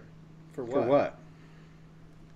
I mean, he's taking a team that had 5 wins last year. He could not routinely do anything. And yet here he is, and and he transitions from his pro career back to college, and now back to the pros. He was already a pro before. He'd been to the Super Bowl before. He's taken a team there. Okay, so what? I mean, I get it. I get what you're saying, and yes, I think it's impressive. I guess but this Chargers team last year this is what everybody kind of thought they were supposed to be anyways. But look what they lost in the offseason, bud. Look what they lost. I get they lost Keenan Allen, but Mike Williams ain't been healthy for him in how long? I mean, Mike Williams ain't played a whole season in how long? Keenan Allen, yes, I take that. Austin Eckler, yes. But at the same time, they ain't lost to beat losing Eckler. They're running the heck out of the ball with Dobbins. That's what I'm saying, bud. That's what I'm saying. So for me, again, Harbaugh's and he's renowned for his running game. Oh, bud, I can't hear you. Can you hear me now? I can't hear you. Can you hear me now? Yeah. So for me, I just think that I mean, I don't know if I would say Coach of the Year because this is what I expected from them. I'm not. Here's the thing. This is the big game for me. What they do against it, because I'm not gonna lie to you. I picked the Chargers to win this game. I have the Chargers winning. I'm picking the Chargers to win this game this week. I think the Chiefs they're really starting to falter down. I think they're not gonna. I like their defense, the Chiefs, but I don't think they're gonna be able to stop the run game. And the thing about the Chiefs is, if you're gonna beat the Chiefs, keep Mahomes off the field, right? Well, what's a good way to keep Mahomes off the field? Run the heck out of the ball. Run the ball. Run. Clock management. Keep him off the field. And I like the Chargers. I think the Chargers' pass defense is pretty good. Where they can make. I mean, Mahomes has been throwing picks left and right. I think they're going to pick him. I think the Chargers can find a way to win this game. It's going to be a pretty big win for them. And Kansas City's defense has struggled here over the last few weeks. They have. If the Chargers can sustain that running game, obviously you keep Mahomes off the field, so you burn some time. But the other people you got to keep off the field apparently may be the referees. I don't know. I agree with you. I mean, I did take Kansas City, but I really feel like you're saying, the Chargers might go in there. They might actually pull. I just don't like what I've been seeing from Kansas City recently. I just don't see. I don't know how this team's 11-1. I really don't. I don't either. And Buffalo is building. I could see them easily being 8-4 with the Chargers right now, fighting for that division right now, to see who's going to take over the division this week. They should be. I think it should be like 8-4. They should be fighting with the Chargers. They should have lost to Denver, bud. They should have lost to the Raiders. I mean, they should have. They should have even lost to the Ravens in that first game. I mean, with that 1 foot at the out of bounds, I mean, they could have lost that game too. That's what I'm saying. There's 4 games right there. They're 11-1. I mean, there's 3 games you mentioned. They could be 8-4 right now. Now everybody say, Mike, Anthony, come on, guys. That's what a champion is. They went through the hard times. We get that. But what you're looking at right now is a Kansas City team they're not that record. They are not that good. They're not playing even remotely like that. Pacheco came back, and he didn't look good when that first game back either with them. Yeah, and I mean, it may take him a little bit to get his wheels back, but either way, if they need him, if they're going to start him, they need him for the rest. I mean, he's got to figure it out. He's got to get on it now, though. That's the Buffalo's building. Building. Buffalo looks good. Buffalo does look good. But to your point, Bud, I did go with Kansas City. What was the spread? 4 right now.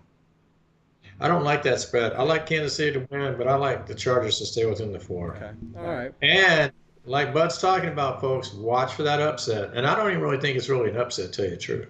I don't know either. I don't want to give Harbaugh too much credit.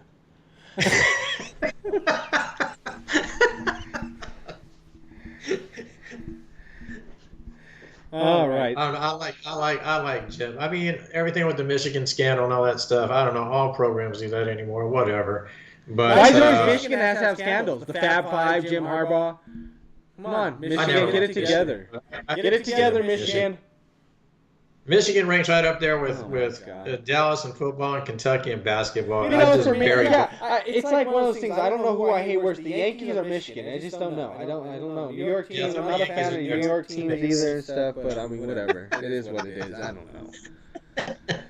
Next game we're talking about my huge game here for the NFC West, Seahawks Cardinals. Seahawks going into Arizona. Arizona is a 3-point favorite right now. 7-5 Seahawks, 6-6 Cardinals.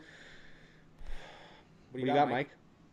Tough call. I mean, Gino, I like Gino a lot. He plays well. So when he's on, he's on. When he's not, it's a little bit of a struggle. The defense has been pretty consistent with Seattle.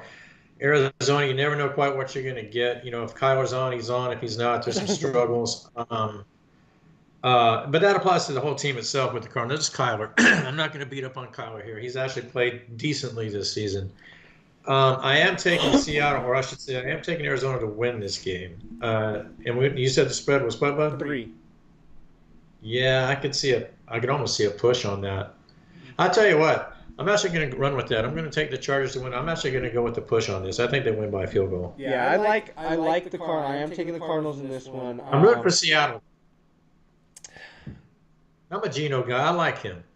Honestly, I guess for me with these two teams, I don't really care about either one. So it doesn't. To me, it's like I don't hate them and I don't like them. So it's like they're just two teams. So for me, I like what Arizona's doing here, and I agree with you on the Kyler thing. He has to be locked in. If he's not locked in that game, I mean, it's one of those things where if Kyler's not locked in, it could be a really long day for the other team, especially him and Harrison. They have a really good.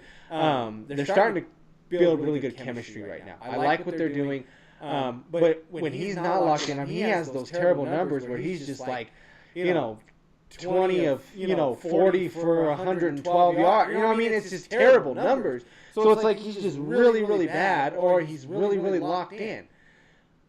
Do you ever look at this with Arizona, Bud? I noticed this. I really noticed this. And this isn't me beating up on Kyler. It's not, folks. Bud knows I like to, but I'm trying to give him his props this year. He's played better. This is amazing to me, and I don't know how many games you've watched Kyler play, at least even like a quarter. When he's at the line of scrimmage and the play starts and the ball is snapped, I'm really amazed that he can even see over the line of scrimmage. I really am, and I don't know if I credit him with something, or it's just amazing to me that anything positive happens because, what is he, 5'8", 5'7"? Something like I mean, he's like one of the smallest dudes ever. I look at this, I'm like, how do you ever even see over the line of scrimmage? This is insane. I mean, you can even jump past him every time. It's like, oh, God. Well, Kyler's gonna hate us. He doesn't watch us, that's for sure. That's for sure. I mean, it doesn't really matter. We probably come on during this Call of Duty time anyway, so it doesn't really matter. So he won't be watching us anyways. I mean, I have Arizona. I mean, you know what? And here's the thing. I mean, I like both these teams. They're both similar to me. These two teams are both really similar. Yeah. I like the running games between the two. Connor's really good. Charbonnet's good. They have other backup. Walker. And they have other stuff. I like the running games for both. Wide receiving core is good for both. Like I said, when Harrison and Kyler are locked in, Geno when he's locked in, I think we're in for a good game. I think so too. I like what you're saying about the push. I think that 3 is actually like right there where they need to be on that. So I'm They don't usually play out, but sometimes they do. I just feel like it could happen here. It I'm probably gonna go with. I don't. I'm gonna obviously take Arizona, but I don't think Arizona covers. I'm just gonna go with I don't. I think it's gonna be under that 3 or something. It'd be like maybe like a 21-20 victory or something like that. So I'll go ahead and say that. But yeah, we'll see. But that's a huge game for sure between those two. Obviously, division. And don't sleep on the Rams. They're still there, folks. The Rams are still hanging around. That's not done yet. Next one we have on the list here is Falcons at Vikings. Minnesota is a 6-point favorite in this one, Mike. Now, here's the thing. Both these two teams have not looked great, I would say, I guess, the last few weeks. Would you agree? Well, Atlanta definitely has not. Kirk has looked absolutely awful. You can't throw 4 picks in a game and expect your team to win anything. And this is part of the problem with Kirk. He has proven that he can win the big games on the nationals, on the national stage this season. He's had a couple of moments, but on the whole, he's still that guy that sort of either gives into the pressure and just makes some mistakes that he cannot afford to make. And you just can't throw pick sixes like that. That's just, you're just burying. And that's the biggest problem right now with Atlanta. I don't think somehow, some way, as amazing as it sounds, and Tampa Bay not having their 2 best receivers, I literally think they're probably going to win the division because Atlanta just doesn't seem to be able to figure it out, and Kirk just is not playing very well. So it wouldn't surprise me if Tampa Bay is without those weapons, that they somehow, even if it's a pathetic 9-8 record or whatever it may be, if Tampa Bay wins this division. But Atlanta's just playing so bad. But Minnesota's still got the ability to win ball games. Yeah. This is a good football team. To your point, but they have struggled, but they've now come back with some good performances, not dominant. Darnold seems to have regained himself pretty much. So he's playing, competent football. I just can't see with the way Atlanta's playing right now if they're gonna be able to go up there and win. Could Atlanta stay within the 6? I don't like the 6. So I would take Minnesota to win, but I'm gonna have the Falcons staying within the 6. Okay. Yeah, I mean, for me, the reason, I'm kind of back and forth between the two. Like I said, I agree with you. Atlanta just hasn't looked great. Cousins hasn't played up to par. The last 3 games they played, obviously losing to New Orleans was rough. The Denver game was terrible. They got destroyed. Against them, but they also lost to the Chargers. But those are 2 good teams to lose to. Yeah. But then it sucks to lose to a division team. On top of that, but even for me, when I was talking about like Minnesota, I don't like the fact that they almost lost to the Jets. If you're gonna be supposedly that good of a team, you're a 10-2 team, whatever, and They almost lost to the Jets, which I'm not, obviously they lost to the Rams, but I just don't like. I guess for me, I'm confused on what we're seeing out here, because is this really a really good team? Because Chicago hasn't been great, but they took them into overtime. So what are we seeing here? I feel like Minnesota and Kansas City, even though they have tons of talent, all this stuff, they look like a good team. The records aren't really showing what the team really is. 10-2 and 11-1. I don't think these are 10-2 and 11-1 teams. I'm not sold. Buffalo looks like a 10-2 team. Detroit looks like a 12-1 team. Those teams look like those teams. I don't see that from Kansas City. I don't see that from Minnesota right now. Minnesota is not wowing me right now. You know what I mean? So I don't know. I feel like these. Let's see. They got left. Obviously Atlanta, Chicago, Seattle. Green. That's a tough ride at the end. Those last 3 games, you're playing Seattle. You're at Seattle, Green Bay at home, at Detroit to finish off the season. That's a tough road ahead for Minnesota to have to fight against. So we'll see if they can really hold this. If they can go 2-1 in those 3, that would be really good for them. But I'm kind of thinking they might go 1-2 or even 0-3, they could go. Well, because Green Bay and Detroit could be, trying to position themselves. Obviously, Detroit for home field, and Green Bay playing for a 2 seed or a 3. So, they're going to be, those games are going to be important. And that's going to be a tough back-to-back for those guys, like you said. But that's a tough back-end schedule. And the way they're playing right now, I mean, they're going to be a playoff team, but I don't see them as a threat to anybody. Yeah, I agree. I mean, I have Minnesota. I am taking Minnesota to win this game. I think they should cover the spread. They better. I mean, like you said, Atlanta is just, they don't look like a great team right now. So if you're 10-2 and you're that good of a team you're supposed to, then you should beat them. You should take care of business. Yeah, and if they struggle, it's two-sided. If Atlanta gets blown out, what does that really say about where they're at now? And if Minnesota, for some reason, loses that football game, to your point, Bud, I mean, they pretty much prove that their record is really deceiving. Yeah, I agree. Well, the other one that we have on here, too, is the Dolphins still kind of hold on tight there. They got a big game, divisional game here against the Jets. Miami is a 6-point favorite at home against them. Who do you got? Well, I think the Jets checked out a few weeks back. I really do.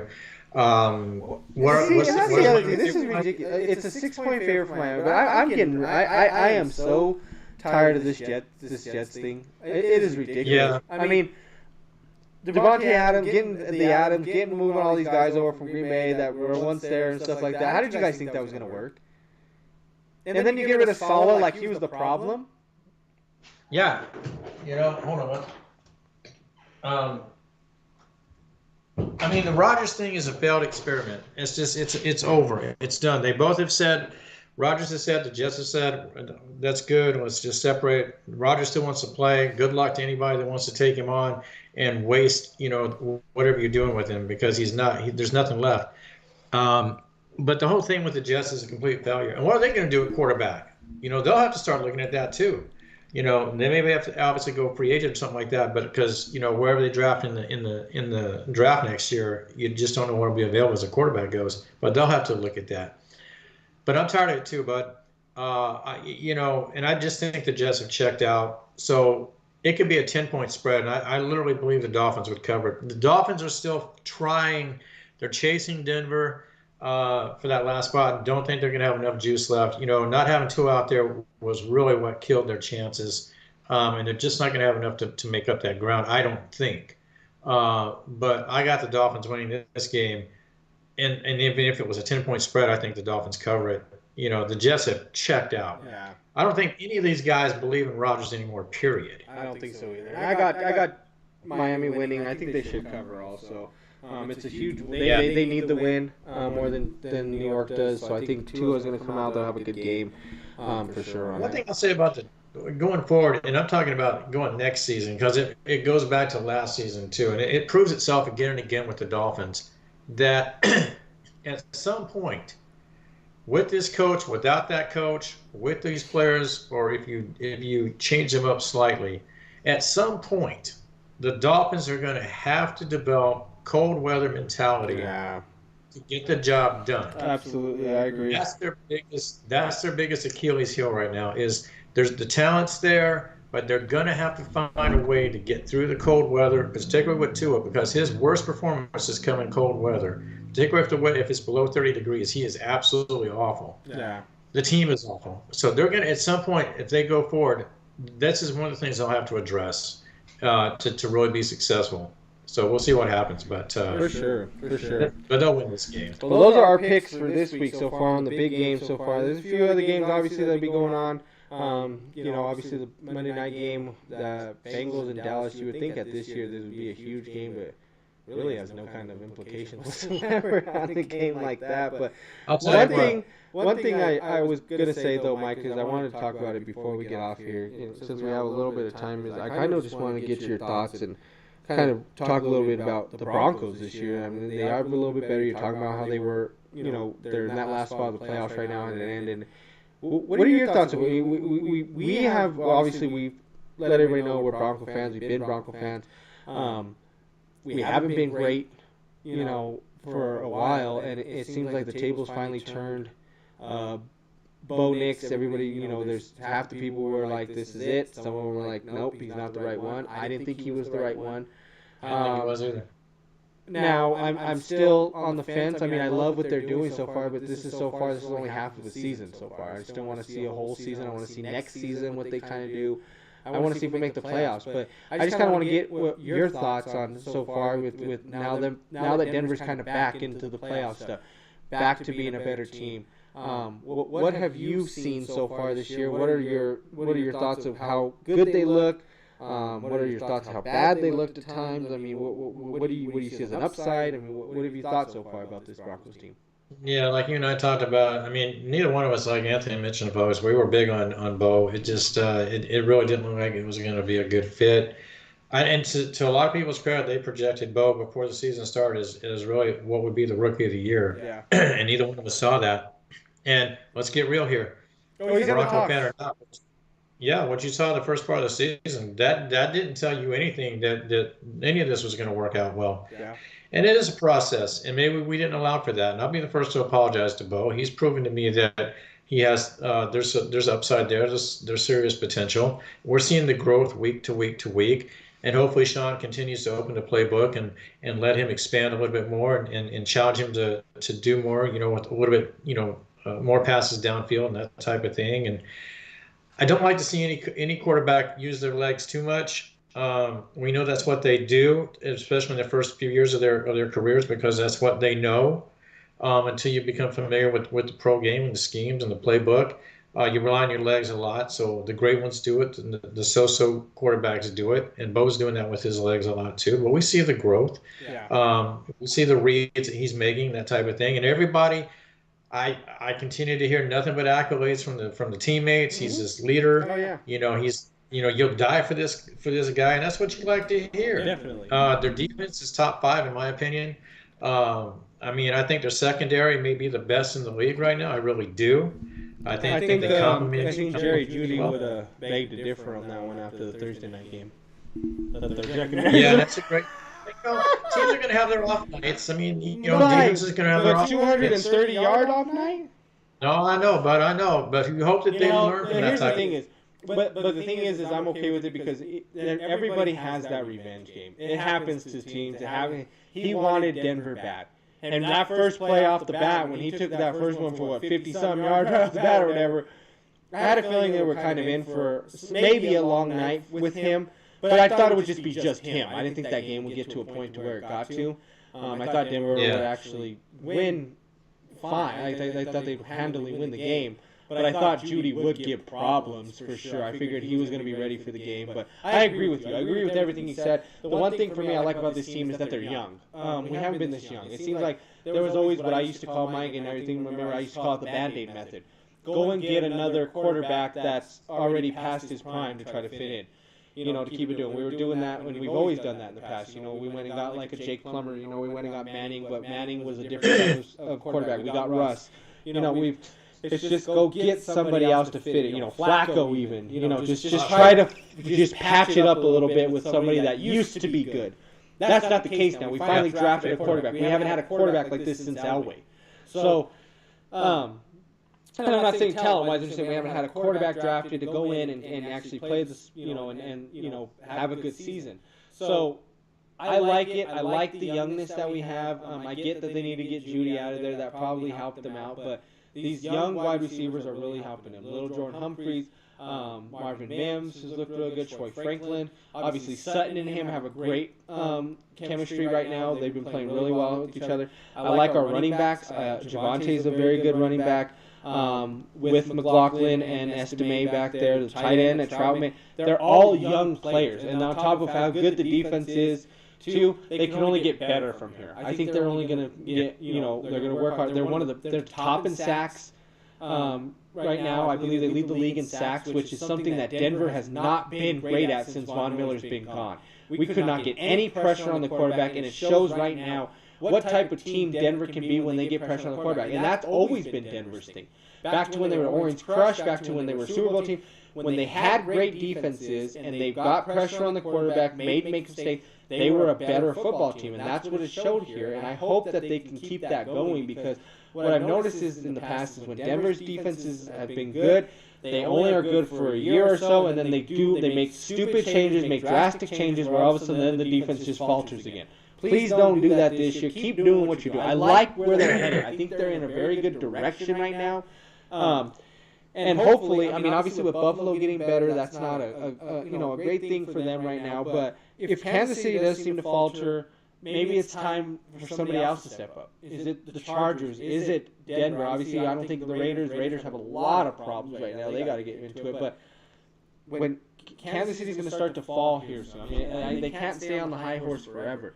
Who's next? Is it the Chargers or it's Denver? I would like to see Denver, obviously, being our team, but like you said, I mean, credit for you to Jim Harbaugh, what they've done. Chargers are still a really good team. They got a great quarterback. They got a good running game.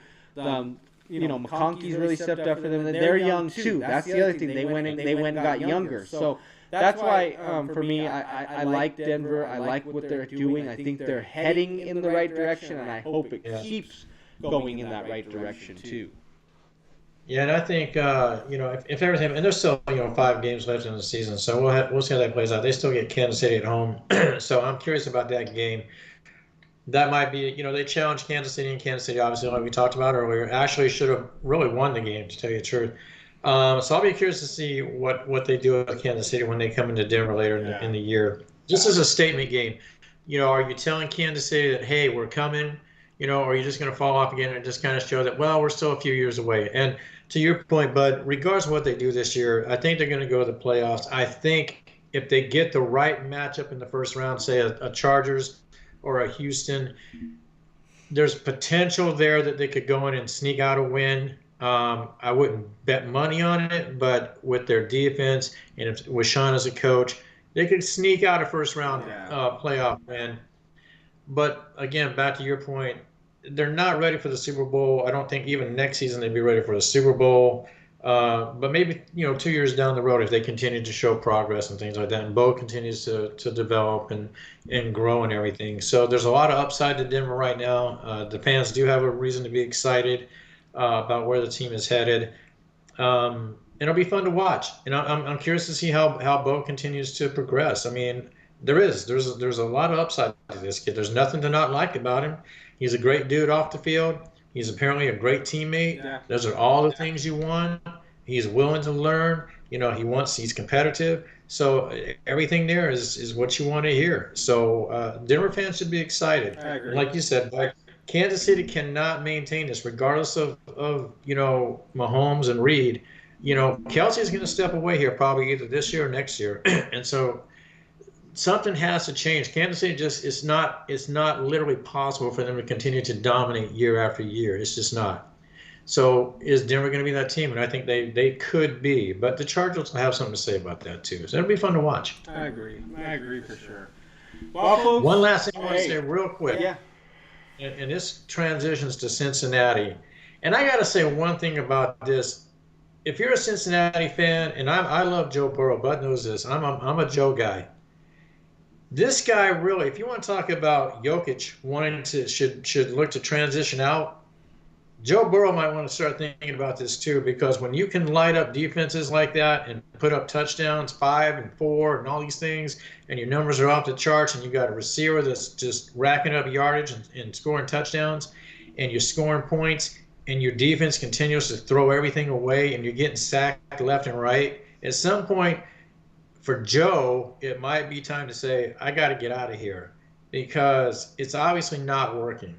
It's not, and I see a lot of people, jumping on Joe saying, it's his fault. Well, if your defense is giving up 40-plus points, I don't see where you're putting it on Joe. Something's got to give here. And I feel bad for this kid because aside from the injuries, he's a top-flight quarterback, folks. And really, at this point, maybe he needs to transition out. I know he's got the contract, but something's wrong in Cincinnati. The coach has got to go for sure, but there's something not right there. They should not be having these problems. See, me, when I talk about this, like, the Jokic situation is different because I just feel like Jokic, like, this isn't Jokic's passion to play basketball. So it's like he can do whatever he wants. Whereas, like, Joe, just stick it out, man. Like, guys like Kelly, like Marino, Fouts, they played with terrible teams like that, and they just had to keep dealing with it. Look at Dan Fouts. Dan Fouts had to put up 40 points a game, but his defense gave up 45. But he stuck it around. Dan Marino only went to one Super Bowl in his whole entire career. That was it, and he lost it, and it was his rookie year. Yeah. He never seen I it just again. wonder. So for me, the reason I'm different of Jokic about it because I don't think basketball is his passion anyways. Like you said, he has everything else that he loves. It's just it's a top priority for him. It's just not a passion right now. It's a top priority, and that's a different thing because top priority meaning it's his job, it's his moneymaker, it's how he pays for his stuff, his bills. But it's not his passion to do. So, whereas Joe, I think his passion is to play football. He wants to play football. He wants to be out there. So he's playing for Cincinnati team who's been really good. Cincinnati is great, but at the same time, I mean, I get it. You know, if the organization is not taking care of, if they're not taking about, getting in there and saying, but they did take care of your offensive line problems. So I mean, at the same time, I mean, way better than what it was. Yeah, it's better. They lost the Super Bowl because this offensive line was so bad. I mean, it's true though because on that play, if Jalen falls down, if they get just a split second more blocking on him, I mean it's a touchdown easily. And Bengals are now Super Bowl champions. Joe's got a ring, but they just didn't block for him. So it's a lot better now than what it was. So I mean, it's a process obviously that they got to get into. They went after to fix the offense, which it's great now, but they lost on the defensive side. So now they got to go and get the defensive side fixed again because the defensive side was good, but the offensive side wasn't great because the line was so bad, and Burrow couldn't throw. So now everybody that was mad at them saying, we got to fix the line, well, we did, but we stopped getting players because we went and drafted or went on free agency and got linemen. We didn't go and get any defensive players. Or they got rid of Bates. You know what I mean? There was, I think Eli Apple was that. I think he's gone, or unless he's still there. They had some guys that were just gone all of a sudden. They have Hendricks, who's really good, but he's not. He's just one guy. So I think what happens is they still don't. It's just still an organizational thing. They didn't focus well on trying to balance out both sides. I get you need help on the line, but that doesn't mean you go and get a whole new line. You don't need to go get 5 new guys to put on the line. No, you can't. You just have to bits and pieces. Where's the worst part? Is it my right guard? Okay, I'm going to go get a right guard and maybe a left tackle. Okay, and then those two will fit well with the other guys and make them guys better. Now I can go get a defensive player. No, they didn't. It doesn't look like they did that. It looks like the defense just went and got worse. And you let Nixon go, and I thought, that was a big thing. Yeah, but I'm okay. Chase is not a terrible running back, though. But Mixon has shown that he's still that guy out there in Houston, and he's helping them out. But because Stroud has been another quarterback who has faltered a little this year. He doesn't look great this year. So Mixon has picked up that slack for him, for sure. But there's a lot of running backs that went to new teams that are actually showing out. He's one of them. Henry's another one. Barkley's another one. So these running backs are actually starting to come back a little bit. And I'm glad you brought that up with Stroud because that was a great call on your part last year because, I came into the season thinking he was going to continue to progress. And he's not a bad quarterback. I think he will bounce back. But you made a good call last year. Yeah, but you made a good call on that last year that, he had this great season. And even to our podcast starting with this season, you said, let's hit the brakes on Stroud. Let's kind of see, and sure enough, it hasn't played out. Well, and the other thing, for me, it's not just Stroud either. That I mean, I get part of it, but D'Amico still is a young coach too, right? He's still a rookie, so you gotta kind of let him kind of get used to get into this. They had some injuries still too. Nico got hurt and stuff like that too. And Mixon was out for a few games, and I get it, but at the same time, I think. I think everything will be good for them. They're going to be fine. Mixon's a great addition to them. They really needed that. I really like Dameon Pierce, but he's not the running back that Mixon is for them in that system. But we'll see how they do. I think Houston's going to be fine. I think Ryan's as a coach, he just needs to get a little more under his belt. They'll be good. real quick as we close this out, where do you think? And granted, they've got injuries, but where do you feel San Francisco is at going forward? Are they still I that don't team like that where they're going. fought I don't like it. NFC? I don't think. Yeah, I think because there's a huge question mark out there about CMC right now. With his Yeah. injury, I don't know what the plan is with that. I don't know if he's going to be able to play anymore, if he's going to, if he's going to be healthy. Losing him is huge already. I don't. The wide receiving core is not as strong as they once were. Obviously, Ayuk was out, got hurt. Debo's been in and out of games all season. Kittle's, been steady for them, but there's just something. The defense isn't as good as they once were. I like Mason though at the running back. I think Purdy's still was still a really good quarterback, I should say, Yeah. for them. But I don't. I think they're just kind of on a fall now. I think they need to make some moves. They need to make some off-season moves, free agent wise, and make some good draft picks to try to get them back in. Because Kyle's a great coach, so I think obviously the injury bug has really hit them this year. That's one big thing. But at the same time, even when they're not injured, they just still haven't looked like the 49ers of the old. They just haven't. None of them. And everybody to Purdy, even to Kyle being a coach. The whole team just hasn't looked great this year. And that's fine. I mean, it is what it is. You had a rough season. You had rough injuries. You didn't get to start off with CMC, but Mason, played well for it. So we'll see how it kind of goes for them. But right now, I'm not high on the Niners. I don't like what I'm seeing. I'm hoping, like I said, they make some moves in the offseason, but they're another team just like Kansas City that I really just see kind of just faltering again. I think those two teams have been there, that have been pushing for the Super Bowls, been in the Super Bowls, they're both going to kind of start to see a decline, and we'll see push-ups like Bills, Lions, Vikings, these teams like Hey, real that. quick, Those are the guys that are coming up now. one last thing, real quick, but your thoughts on where the Ravens currently sit? They're fine. I mean, they're going to be in the playoffs. They're a good team. They Do you think they have a they- tough schedule. They play a tough schedule. They've lost to some bad teams. They're a back and forth team. I don't think they fully really know what, like. I don't think Harbaugh has really figured out the game plan as to when the best time is to just let Henry run wild, when to not give him the ball. I know we didn't want. Originally, it was we didn't bring Henry in here to give him the ball 30 times a game, but at the same time, he's the reason that they're winning games too. So you got to give him the ball. I'm okay with Baltimore right now. The defense isn't as great as we thought they were probably going to be. They're still a strong, tough team. I mean, they're still tops in the AFC. They're still a scary team come playoff time, I think. But the AFC is just so wide open now that it's just you just don't know. With Pittsburgh playing as well as they could be, at the beginning, they had a little bit, they still, I don't know. Russ seemed to cool down a little bit these past few weeks. He's been to cool down, but we all know that Russ could still play. He's shown it so far this year too. So Pittsburgh's still good. Buffalo obviously top tier. The Chargers are still not a bad team, too. Baltimore's up there. Denver obviously could be, but AFC's so wide open right now. But even Baltimore played Denver this year, and Baltimore destroyed Denver. So that just kind of shows what kind of team they are. It just depends on which. Baltimore's one of those teams, I guess, it depends on what team shows up that day. If they're ready to play and they're locked in, just like I said with the Cardinals and Murray. If Lamar and them are locked in, ready to go, I mean, they're a dangerous team to be messed with. But there are times that they come out and they're lackadaisical. They're not ready to play, and that's when it comes to bite them in the butt, and that's when they lose.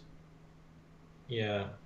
So the last thing I'll say is if for some reason Kansas City makes it to the Super Bowl, I don't know if that says more about them as an organization, or does it speak more about the other teams in the AFC that even when this team is not at its highest abilities, that somehow Kansas City still gets in. Now, I'm going to say right now, I tell you what, it's almost hard to like we talked about, they struggle, but somehow they win, referees, whatever. But it's hard to bet against these guys just because of Mahomes and Reed But you look at guys like what's in Buffalo right now and what Pittsburgh's doing and what Baltimore has the potential to do, and everything screams this should not be the year for Kansas City to make it to the Super Bowl. So if they were to make it, I don't know if it says more about Kansas City and their resilience, or the league just the AFC just isn't quite what it needs to be. I don't know. It'll be interesting to see how it plays out. I guess it depends on how they win the games, though. That's true too, bud. That's true too. You got to see what's going on out there. I mean, did they get any calls? Did they not get a call? Did the other team get a call? I mean, you don't know. So that's been the big thing about Kansas City so far this year, is just what the calls, what they've been getting, what people have been saying. So it's just, at this point, it's just like you got to wait to see how the game ends to figure out if it was actually, if you think it's legit or not. Yeah, just don't cheat Baltimore or Buffalo or Pittsburgh out of a game with some ridiculous calls that favor Kansas City. Just if it comes to that, just play the game out, refs. Just let it go. Don't make this ridiculous just to push them into a third straight Super Bowl so they can set a record. So we'll see what happens. For sure. Well, guys, another episode in the books for us. We appreciate you guys being out here this week. Got some good stuff in. Got to talk a little bit about college, get some NBA stuff in. Definitely, obviously, NFL. Tomorrow the games get going. We're getting close to the end here, guys. Close to the end here. Playoff times coming up. Obviously, playoff college football is going to get going in. So hopefully next week we can get into some of that college football talk with the new bracket system. So people that are not aware, we can go over that with you guys, what it kind of looks like, the new settings, and hopefully kind of see what